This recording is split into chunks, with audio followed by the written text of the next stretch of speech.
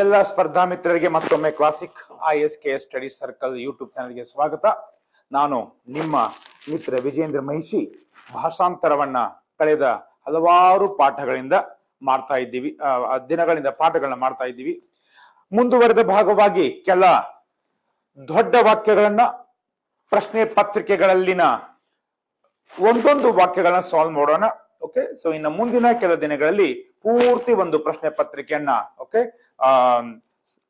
ಬಿಡಿಸುವ ಒಂದು ಪ್ರಾಮಾಣಿಕ ಪ್ರಯತ್ನವನ್ನ ಮಾಡೋಣ. ಓಕೆ, ಇದು PSI 545 ಎಕ್ಸಾಮಿನೇಷನ್ ನಂಬರ್ 1 ನಲ್ಲಿ ಆ ಪ್ರಶ್ನೆ ಪತ್ರಿಕೆಯಲ್ಲಿ ಬಂದಂತಹ this is one sentence. My dear friends, let's solve it. ಬರ್ಕೊಳ್ಳಿ. ವಾಹನಗಳಲ್ಲಿ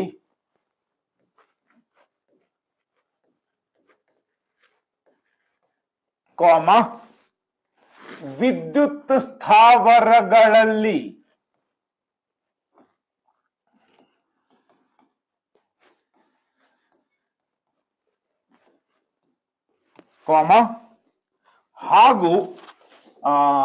ಹಾಗೂ ಹಿಂದೆ ಕಾಮ ಬರಲ್ಲ.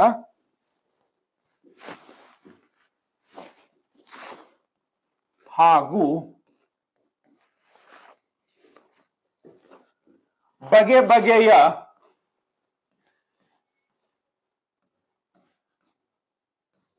ಕೈಗಾರಿಕಾ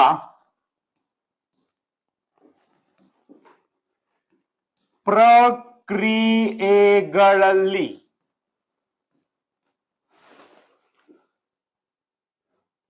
ಪಳಿಯುಳಿಕೆ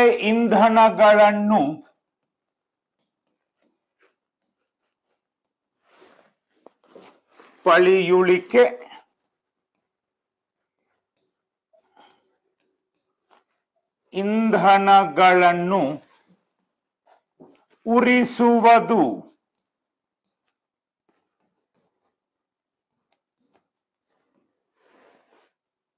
ಇವೇ ಮೊದಲಾದ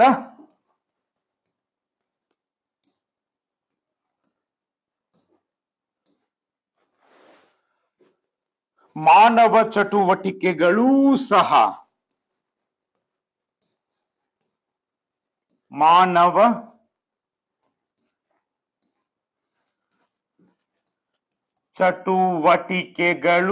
ಸಹ ಗಣನೀಯ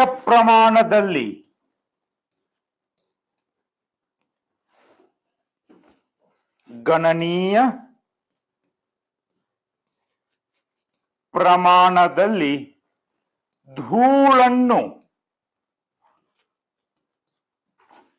ಉತ್ಪತ್ತಿ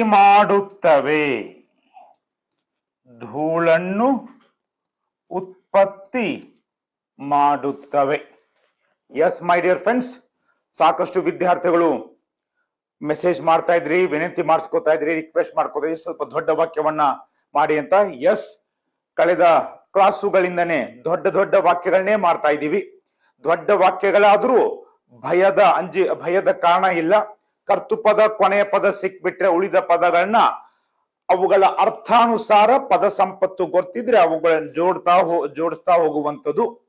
ಇನ್ನ ಈಗಾಗಲೇ ಹೇಳ್ದಂಗೆ ಒಂದು ಕನ್ನಡ ವಾಕ್ಯವನ್ನ ಇಂಗ್ಲಿಷ್ಗೆ ಭಾಷಾಂತರಿಸಬೇಕಾದ್ರೆ ಆ ವಾಕ್ಯದಲ್ಲಿನ ಕರ್ತು ಪದವನ್ನ ಅಥವಾ ಅನುವಾದವನ್ನು ಆರಂಭಿಸುವ ಪದವನ್ನ ಅಥವಾ ಭಾಷಾಂತರವನ್ನು ಆರಂಭಿಸುವ ಪದವನ್ನ ಮೊದಲು ಭಾಷಾಂತರಿಸು, ಆಮೇಲೆ ಕೊನೆಯ ಪದ, ಅದಾದ್ಮೇಲೆ ಉಳಿದ ಪದ.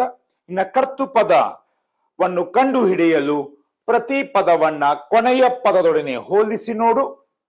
ಇದೆಲ್ಲ ಡೈಲಿ ಮಾಡ್ತಾ ಇದ್ರೆ ಎಕ್ಸಾಮಿನೇಷನ್ ಹಾಲ್ದಲ್ಲಿ ಫಾಸ್ಟ್ ಆಗಿ ಅವಶ್ಯವಾಗಿ ಮಾಡಬಹುದು. ಕೊಟ್ಟ ವೇಳೆಯಲ್ಲಿನೇ ಒಳ್ಳೆ ಟ್ರಾನ್ಸ್ಲೇಷನ್ ಮಾಡಿ ಒಳ್ಳೆ ಮಾರ್ಕ್ಸ್ ಅನ್ನ ಪಡಿಬಹುದು. ಪ್ರಾಕ್ಟಿಕಲಿನೇ ಹೇಳ್ತಾ ಇದ್ದೀನಿ. ಓಕೆ, ಪ್ರಾಕ್ಟೀಸ್ ಮಾತ್ರ ಅವಶ್ಯವಾಗಿ ನಾವು ಸ್ವಲ್ಪ ಜಾಸ್ತಿ ಬಾಳೆ ಮಾಡ್ಬೇಕಾಗತ್ತೆ. Because translation it is a subject which we did not study in either school or colleges. My dear friends, English ಕಲ್ತಿದೀವಿ, ಕನ್ನಡ ಕಲ್ತಿದೀವಿ, but translation only in competitive examinations.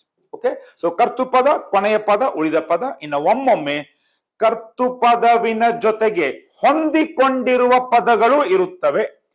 ಕೊನೆಯ ಪದವನ್ನ ಭಾಷಾಂತರಿಸುವುದಕ್ಕಿಂತ ಮುಂಚೆ ಆ ಕರ್ತು ಪದಗಳನ್ನ ನಾವು ಮೊದಲು ಭಾಷಾಂತರಿಸಬೇಕಾಗತ್ತೆ. ಇದೆಲ್ಲ ಹೆಂಗ್ ಗೊತ್ತಾಗತ್ತೆ? ಆ ವಾಕ್ಯವನ್ನ ಓದಿದಾಗ, ಲಕ್ಷಗೊಟ್ಟು ಓದಿದಾಗ. ಅದಕ್ಕೆ ನಾನು ಕ್ಲಾಸಲ್ಲಿ ಸಹಿತ ಒಂದೊಂದು ವಾಕ್ಯವನ್ನ ಮೂರ್ ಸಾರಿ ಓದಿಸ್ತೀನಿ. ಓದುವ ಹವ್ಯಾಸ ಬೆಳೆಸ್ಕೊಳ್ಳಿ. Fast reading can definitely make you a knowledgeable and fear free. Okay, yes my dear friends, ವಾಹನಗಳಲ್ಲಿ, ವಿದ್ಯುತ್ ಸ್ಥಾವರಗಳಲ್ಲಿ ಹಾಗೂ ಬಗೆ ಬಗೆಯ ಕೈಗಾರಿಕಾ ಪ್ರಕ್ರಿಯೆಗಳಲ್ಲಿ ಪಳೆಯುಳಿಕೆ ಇಂಧನಗಳನ್ನು ಉರಿಸುವುದು, ಇವೇ ಮೊದಲಾದ ಮಾನವ ಚಟುವಟಿಕೆಗಳೂ ಸಹ ಗಣನೀಯ ಪ್ರಮಾಣದಲ್ಲಿ ಧೂಳನ್ನು ಉತ್ಪತ್ತಿ ಮಾಡುತ್ತವೆ.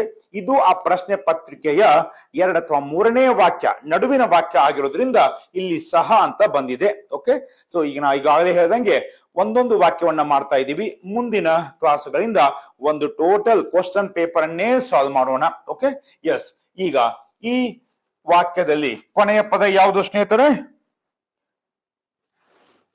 ಉತ್ಪತ್ತಿ ಮಾಡುತ್ತವೆ.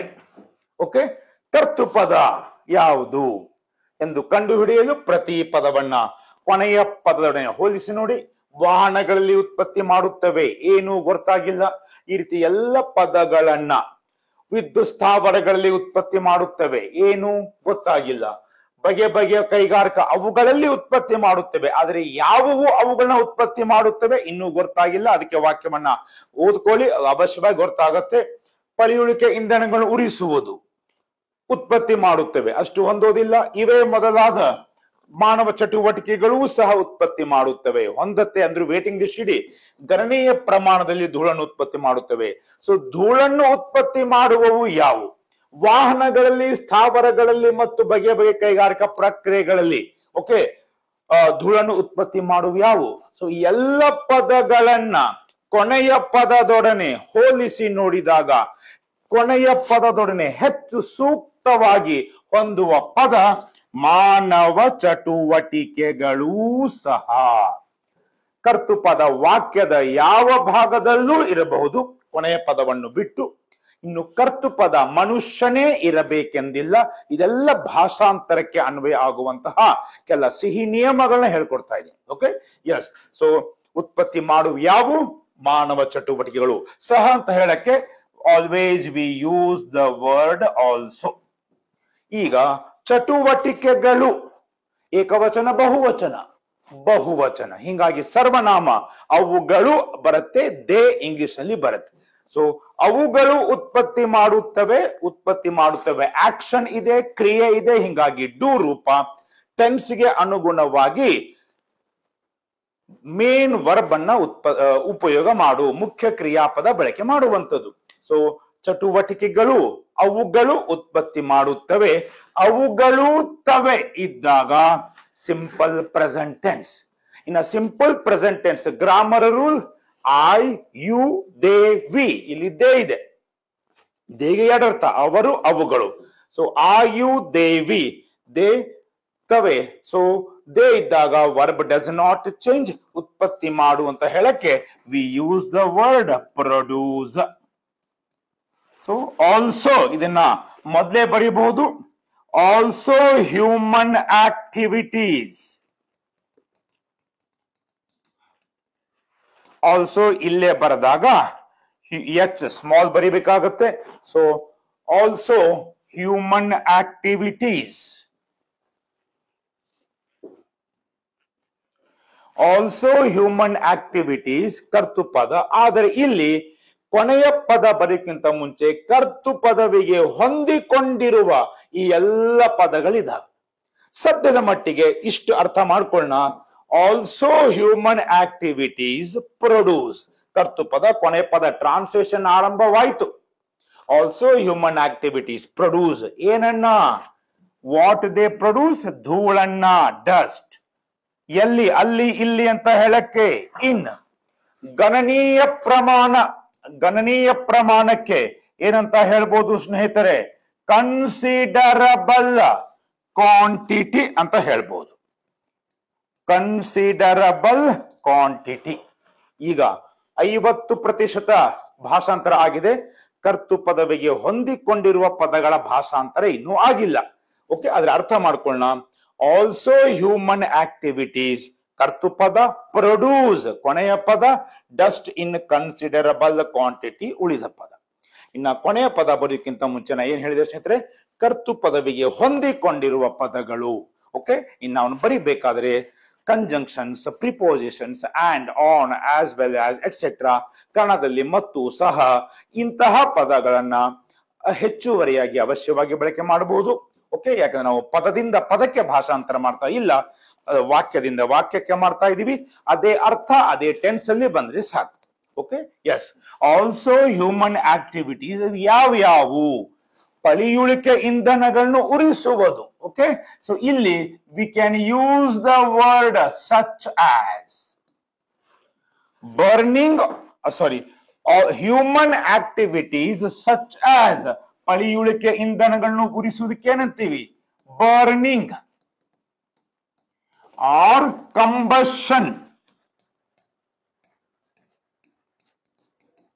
Of fossil fuels. ಪಳಿಯುಳಿಕೆ ಇಂಧನಕ್ಕೆ ಏನು ಹೇಳ್ತೀವಿ ಸ್ನೇಹಿತರೆ? Okay, fossil fuels. Okay, let's use the small letter burning, right? So what is a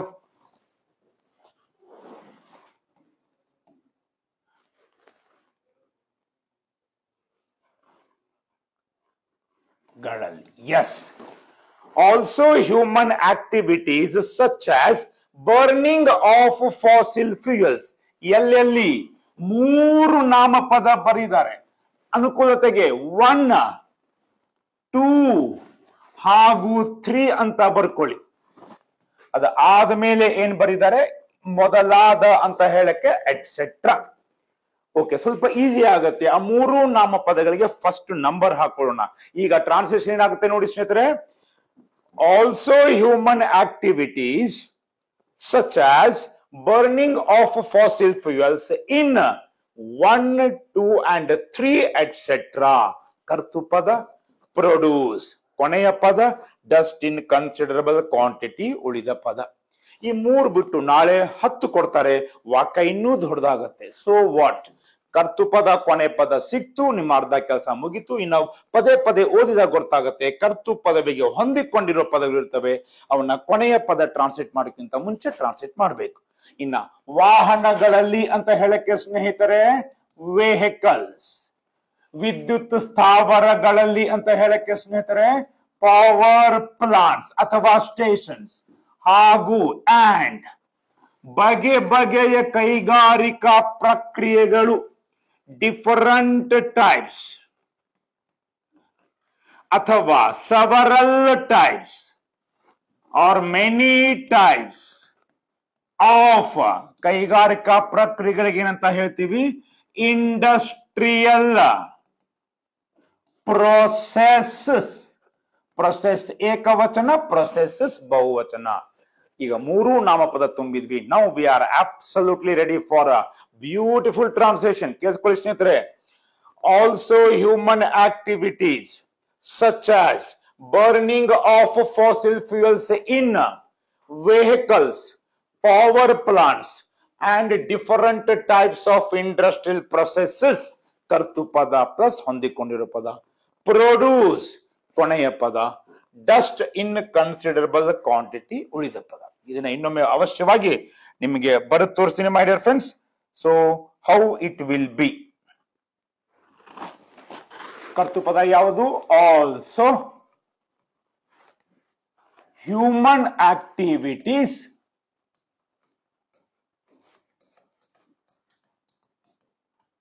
okay, yes, ಇಲ್ಲೇ ನೋಡ್ತೀರಾ ಅನ್ಕೊಂಡಿದ್ದೀನಿ. ಆಲ್ಸೋ ಹ್ಯೂಮನ್ ಆಕ್ಟಿವಿಟೀಸ್ ಇದಕ್ಕೆ ಹೊಂದಿಕೊಂಡ್ವ such as burning of fossil fuels.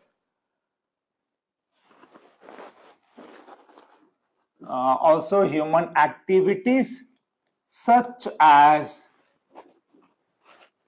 Burning of fossil fuels. ಎಲ್ಲೆಲ್ಲಿ ಅಂತ ಹೇಳಿದಾರೆ ಸ್ನೇಹಿತರೆ, ಜಸ್ಟ್ ಸೀಟ್. ಹಂಗೆ ಬ್ಲೈಂಡ್ಲಿ ಬರೆಯೋದು ಬೇಡ, ಪ್ರತ್ಯಕ್ಷ ಕಣ್ಣರು ಪ್ರಮಾಣಿಸಿ ನೋಡೋಣ. ಎಲ್ಲೆಲ್ಲಿ? Vehicles, power plants and different types of industrial processes. in vehicles, comma, power plants and different or several types of industrial processes.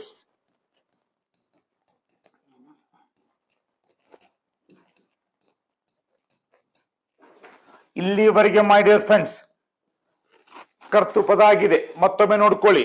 Also human activities such as burning or combustion of fossil fuels in vehicles, power plants and different types of industrial processes. ಕರ್ತು ಪದ plus ಹೊಂದಿಕೊಂಡಿರೋ ಪದ.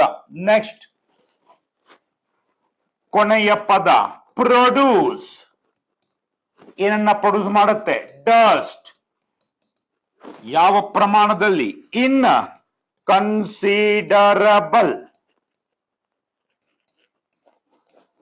Quantity. Also human activities such as burning or combustion of fossil fuels in vehicles, power plants and different or several types of industrial processes. ಇಲ್ಲಿವರೆಗೆ ಕರ್ತು ಪದ plus ಅದಕ್ಕೆ ಹೊಂದಿಕೊಂಡಿರೋ ಪದ produce ಕೊನೆಯ ಪದ, dust ಇನ್ considerable quantity ಉಳಿದ ಪದ. ಓಕೆ, ಸೊ ಇನ್ನೊಮ್ಮೆ final ನೋಡ್ಕೊಂಡ್ಬಿಡಿ. This is how we have written. Okay, so ಇದು ಇತ್ತೀಚಿನ ಒಂದು ಪ್ರಶ್ನೆ ಪತ್ರಿಕೆಯಲ್ಲಿ ಬಂದಿರುವಂತದ್ದು. ಈಗ ನಾವು ಸಿಂಪಲ್ ಪ್ರೆಸೆಂಟ್ ಅಲ್ಲಿ ಮಾಡಿದೀವಿ. ಓಕೆ, ನಾ ಈಗಾಗಲೇ ಹೇಳ್ದಂಗೆ ಪ್ರಾಕ್ಟೀಸ್ ಮಾಡಿ. ಏನಂತ ಪ್ರಾಕ್ಟೀಸ್ ಮಾಡಬೇಕು? ಆಲ್ ಟೆನ್ಸ್ ಅಲ್ಲಿ ಮಾಡಬೇಕು. ಸಿಂಪಲ್ ಪ್ರೆಸೆಂಟ್ ಟೆನ್ಸ್ ಏನ್ ಬಂದಿದೆ? ಉತ್ಪತ್ತಿ ಮಾಡುತ್ತವೆ. ಓಕೆ, ದಯಮಾಡಿ ಇದನ್ನ ಬರದಂಗೂ ಆಗತ್ತೆ, ಸ್ಥಿರತೆ ಬರುತ್ತೆ, ಪ್ರಾಕ್ಟೀಸ್ ಆಗತ್ತೆ. 12 ಟೆನ್ಸ್ಗಳಲ್ಲಿ 2 ಭಾಷೆಗಳಲ್ಲಿ ಓಕೆ ಪೂರ್ತಿ ವಾಕ್ಯಗಳನ್ನ ಬರೀರಿ. ಬಹಳ ಪ್ರಾಕ್ಟೀಸ್ ಆಗತ್ತೆ. ಓಕೆ, ಆವಾಗ ಆತ್ಮವಿಶ್ವಾಸ ಸ್ವಯಂ ಚಾಲಿತವಾಗಿ ಬರುತ್ತೆ, ಆಟೋಮೆಟಿಕ್ ಬರುತ್ತೆ. ಪ್ರಾಕ್ಟೀಸ್. ಓಕೆ, ಯಾವ್ದು ಟೆನ್ಸು? Okay, let's.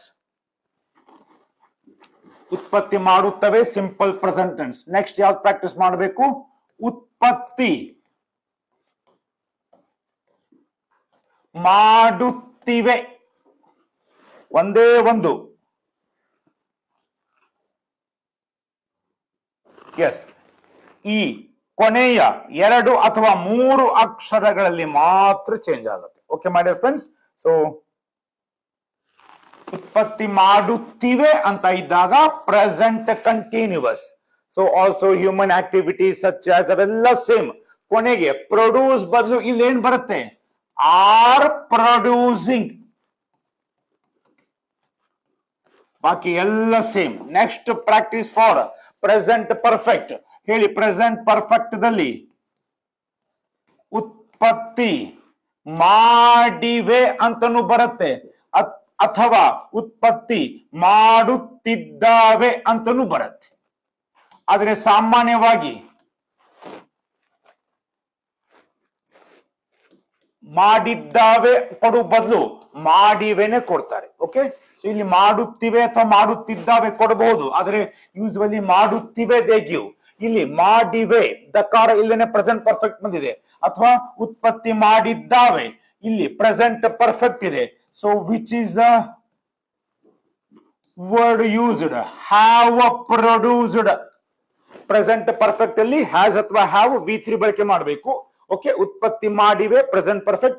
ಯಾಕೆ ಪ್ರೆಸೆಂಟ್? ಇದು ಕೊನೆ 2 ಅಕ್ಷರ ನೋಡ್ಕೊಳ್ಳಿ. ಇವೆ, ಇವೆ, ಇವೆ, ಇದ್ದಾವೆ, ಇರುತ್ತವೆ ಪ್ರೆಸೆಂಟ್, ಇದ್ದವು ಪಾಸ್ಟ್, ಇರುವವು ಫ್ಯೂಚರ್. ಕೊನೆಯ 2-3 ಅಕ್ಷರ ನಮಗೆ ಟೋಟಲ್ ಟೆನ್ಸ್ ಅನ್ನ ಮತ್ತೆ ಈ ಹಿಂದಿನ ಕೆಲ ಅಕ್ಷರಗಳು ನಿರ್ದಿಷ್ಟವಾದ ಟೆನ್ಸ್ ಅನ್ನ ಹೇಳ್ಕೊಡ್ತವೆ. ಇದು ಆಲ್ರೆಡಿ ಸಾಕಷ್ಟು ಬಾರಿ ನಿಮಗೆ ಹೇಳಿದ್ದೀನಿ. ಇನ್ನು ಫೋರ್ತ್ ಟೆನ್ಸ್ 3 ತರ ಬರೀಬಹುದು. ಉತ್ಪತ್ತಿ ಮಾಡುತ್ತಾ ಇವೆ, ಅಥವಾ ಉತ್ಪತ್ತಿ ಮಾಡುತ್ತಲೇ ಇವೆ, ಅಥವಾ ಉತ್ಪತ್ತಿ ಮಾಡುತ್ತಲಿವೆ. Present perfect continuous. ಇದಕ್ಕೇನಾಗುತ್ತೆ? Have been producing, have been producing. ಇನ್ನ ನೆಕ್ಸ್ಟ್ ಉತ್ಪತ್ತಿ ಮಾಡಿದವು.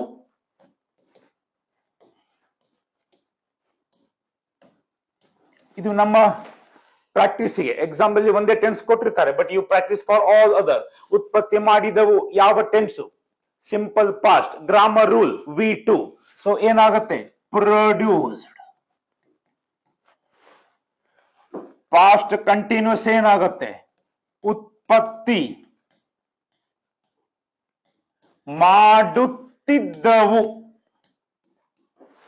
ಯಾವ ಟೆನ್ಸು? ಇದ್ದವು ಪಾಸ್ಟ್. ನಿರ್ದಿಷ್ಟವಾಗಿ past continuous. Past continuous grammar rule was ಅಥವಾ ವರ್, ವರ್ಬ್ ING. ಇಲ್ಲೇನು ಬರುತ್ತೆ? ಚಟುವಟಿಕೆಗಳು ದೇ ಇರುವುದರಿಂದ ವರ್ ಪ್ರೊಡ್ಯೂಸಿಂಗ್. ನೋಡಿ, ಎಲ್ಲ ಟೆನ್ಸ್ ಅನ್ನ ರಿವಿಷನ್ ಮಾಡ್ತಾ ಇದ್ದೀನಿ. Repetition is a mother of skills. Come on, let's have the repetition. ಇನ್ನ ಉತ್ಪತ್ತಿ ಮಾಡಿದ್ದವು ಒತ್ತಕ್ಷರ ಬರುತ್ತೆ ಸ್ನೇಹಿತರೆ. ಇಲ್ಲಿ ಒತ್ತಕ್ಷರ ಇಲ್ಲ, ಇಲ್ಲಿ ಒತ್ತಕ್ಷರ ಕಡ್ಡಾಯ. ಇದ್ದವು past tense, past perfect grammar rule had V3. ಹಿಂಗಾಗಿ what will be the sentence? Also human activities such as burning of fossil fuels in 1, 2, 3 had produced dust in considerable quantity. In fourth type, ಉತ್ಪತ್ತಿ ಮಾಡುತ್ತಲಿದ್ದವು had been producing. ಈ ರೀತಿ ನೀವು 12 ಸಾರಿ ಬರೆದು ಬಿಟ್ರೆ ಪಳಿಯುಳಿಕೆ ಇಂಧನಗಳಿಗೆ ಏನಂತಾರೆ, ವಿದ್ಯುತ್ ಸ್ಥಾವರಗಳಿಗೆ ಏನಂತಾರೆ, ಆ ಎಲ್ಲ ಪದ ಸಂಪತ್ತು ನೆನಪುಳಿಯುತ್ತೆ. ಪೂರ್ತಿ ಗಮನ ಬಿಟ್ಟು ಅಲ್ಲೇ ಓದಿ, ಅವಶ್ಯವಾಗಿ ನೆನಪುಳಿಯುತ್ತೆ. ಇನ್ನು ನೆಕ್ಸ್ಟ್ ನೀವು ಮಾಡಬೇಕಾದದ್ದು 4 ಟೈಪ್ಸ್ ಆಫ್ ಫ್ಯೂಚರ್. ಅದನ್ನ ಹೋಮ್ವರ್ಕ್ ಕೊಡ್ತೀನಿ, ಮೌಖಿಕವಾಗಿ ಮಾತ್ರ ಹೇಳ್ತೀನಿ. ಉತ್ಪತ್ತಿ ಮಾಡುವವು ವಿಲ್ ಪ್ರೊಡ್ಯೂಸ್. ಉತ್ಪತ್ತಿ ಮಾಡುತ್ತಿರುವವು future continuous will be producing. ಉತ್ಪತ್ತಿ ಮಾಡಿರುವವು future perfect will have produced. ಉತ್ಪತ್ತಿ ಮಾಡುತ್ತಲೇ ಇರುವವು will have been producing future perfect continuous. ಈ ರೀತಿ 12 ಟೆನ್ಸ್ ಅನ್ನ ಸ್ಪಷ್ಟವಾಗಿ ನಿಮ್ಮ ನೋಟ್ಬುಕ್ ಅಲ್ಲಿ ಬರುತ್ತೆಗಿರಿ. ಅದಾದ್ಮೇಲೆ ಈ ಪ್ರಶ್ನೆ ಪತ್ರಿಕೆ ಬಾಕಿ ಎಲ್ಲ ವಾಕ್ಯಗಳನ್ನು ಸಹಿತ ಅವಶ್ಯವಾಗಿ ತಾವು ಪ್ರಯತ್ನ ಮಾಡಬಹುದು. ಅರ್ಥ ಆಯ್ತಾ ಸ್ನೇಹಿತರೆ? ಲೆಟ್ಸ್ ಇನ್ನು ಒಂದು ಕ್ವಶನ್ ಪೇಪರ್ ಇಂದ ಮಾಡ್ಕೊಳ್ಳೋಣ. ಇದು ಸಹಿತ ಇತ್ತೀಚಿನ ಒಂದು ಪ್ರಶ್ನೆ ಪತ್ರಿಕೆಯಲ್ಲಿ ಬಂದಿರುವಂತದ್ದು. ಎಸ್, ಇಡೀ ಭೂಮಂಡಲವನ್ನು ಬೇರೆ ಬೇರೆ ಬೇರೆ ವಿಧಗಳ ವಾಕ್ಯಗಳನ್ನ ನಿಮಗೆ ತಗೋತಾ ಇದ್ದೀನಿ. ಓಕೆ, ಸೊ ಇವೇ ಬರ್ತಾವಂತಲ್ಲ, ನಾವು ಪ್ರಯತ್ನ ಮಾಡಬೇಕಾದದ್ದು ಪ್ರಾಕ್ಟೀಸಿಗೆ. ಎಕ್ಸಾಮಿನೇಷನ್ ಅಲ್ಲಿ ಬೇರೆ ಪ್ಯಾರಾಗ್ರಾಫೇ ಕೊಡ್ತಾರೆ, but we should be ready to do that. ಇಡೀ ಭೂಮಂಡಲವನ್ನು ಸರಾಸರಿಯಾಗಿ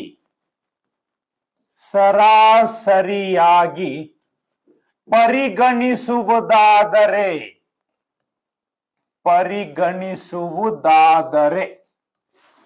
ಇಡೀ ಭೂಮಂಡಲವನ್ನು ಸರಾಸರಿಯಾಗಿ ಪರಿಗಣಿಸುವುದಾದರೆ ಮಾನವ ಚಟುವಟಿಕೆಗಳ ಕಾರಣದಿಂದ ಮಾನವ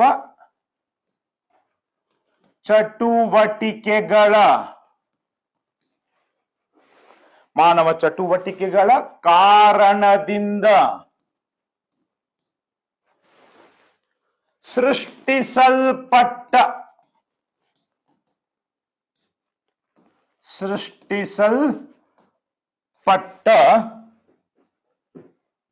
ಮಾನವಜನ್ಯ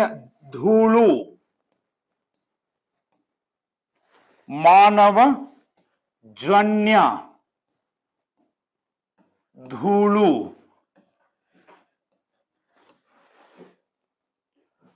ಪ್ರಸ್ತುತ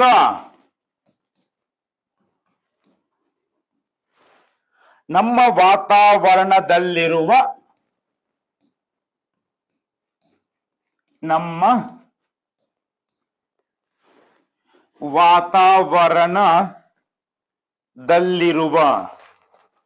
ಅಂದ್ರೆ ವಾತಾವರಣದಲ್ಲಿಯ ಅಂತ ನಾವು ಅರ್ಥ ಮಾಡ್ಕೋಬಹುದು. ದಲ್ಲಿರುವ ಧೂಳಿನ, ಇದು ಅದೇ ಪ್ರಶ್ನೆ ಪತ್ರಿಕೆ, ಬೇರೆ ವಾಕ್ಯ, ಸರ್ವನಾಮ ಬೇರೆ ಆಗುತ್ತೆ. ಧೂಳಿನ ಒಟ್ಟು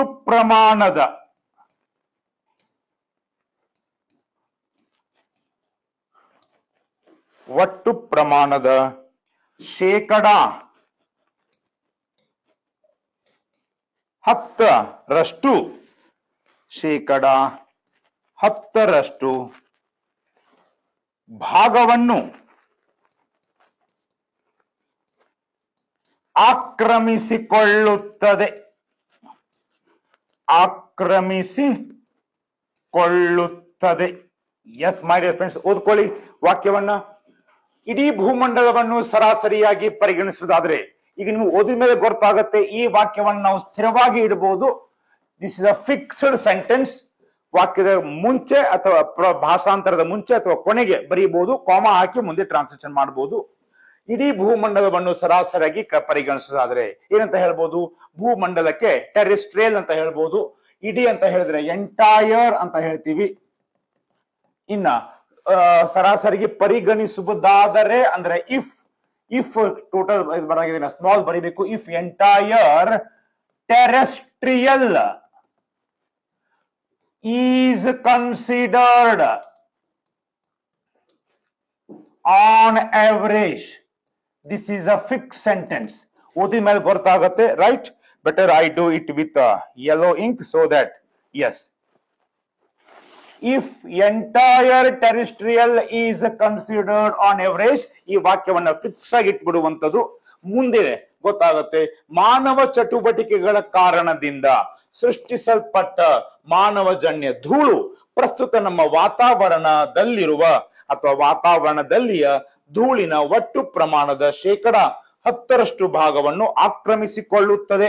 which is the last sentence my dear word? ಆಕ್ರಮಿಸಿಕೊಳ್ಳುತ್ತದೆ. ಓಕೆ, ಕೊನೆ ಎರಡು ಪದಗಳಲ್ಲಿ ಅಕ್ಷರಗಳಲ್ಲಿ ತದೆ ಇದೆ. ಕರ್ತೃಪದ ಯಾವುದು? ಯಾವುದು ಇಷ್ಟನ್ನ ಆಕ್ರಮಿಸಿಕೊಳ್ಳುತ್ತದೆ? ಮಾನವಜನ್ಯ ಧೂಳು. ಇನ್ನ ಇದಕ್ಕೆ ಹೊಂದಿಕೊಂಡಿರುವ ಪದಗಳು ಅದು ಎದರಿಂದ ಬಂತು?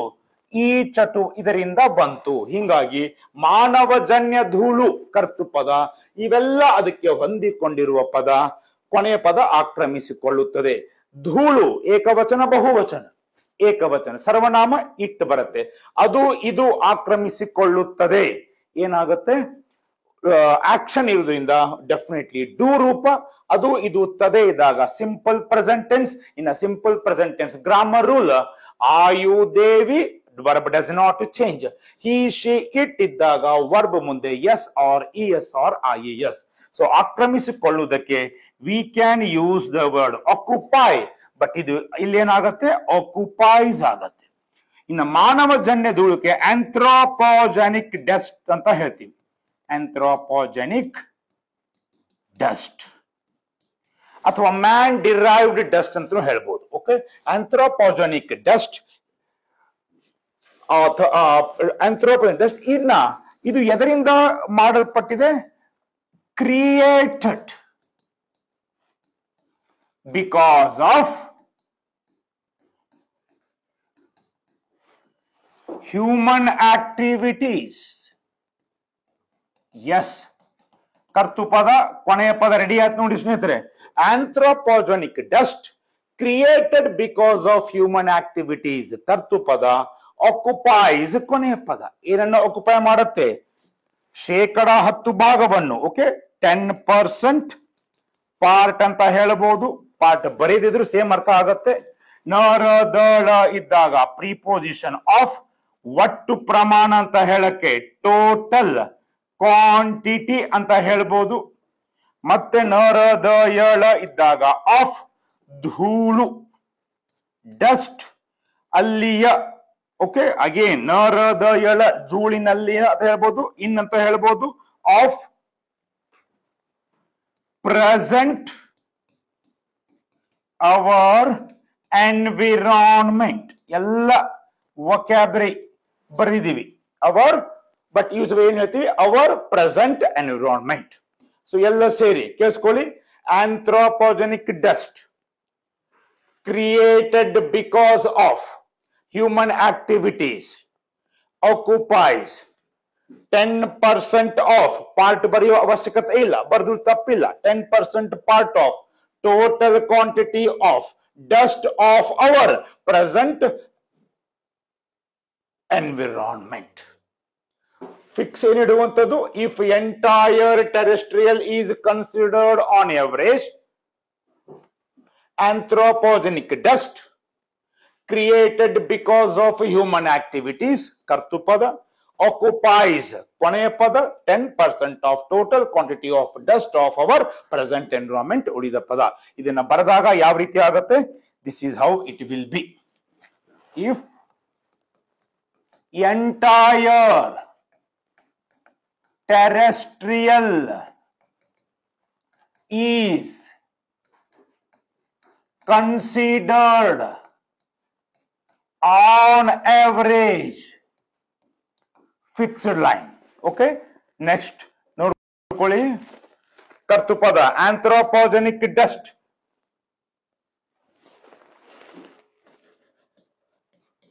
Anthropogenic dust created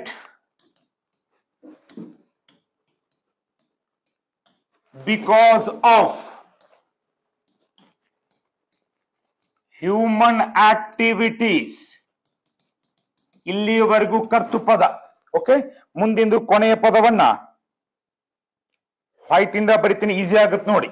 right, what is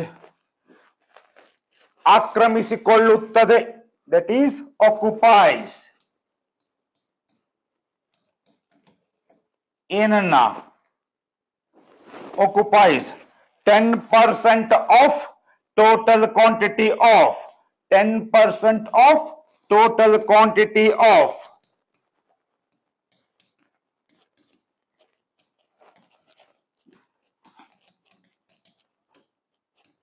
ಧೂಳು, dust of ನಮ್ಮ ಪ್ರಸ್ತುತ ವಾತಾವರಣ, our present environment. Yes, my dear friends, if entire terrestrial is considered on average anthropogenic dust created because of human activities, kartupada occupies 10% of total quantity of dust of our present environment. This is what we have written perfectly right. If entire terrestrial is considered on average anthropogenic dust created because of human activities occupies 10% of total quantity of dust of our present environment. ನಾವು ಯಾವ tense ಮಾಡಿದೀವಿ ಈಗ?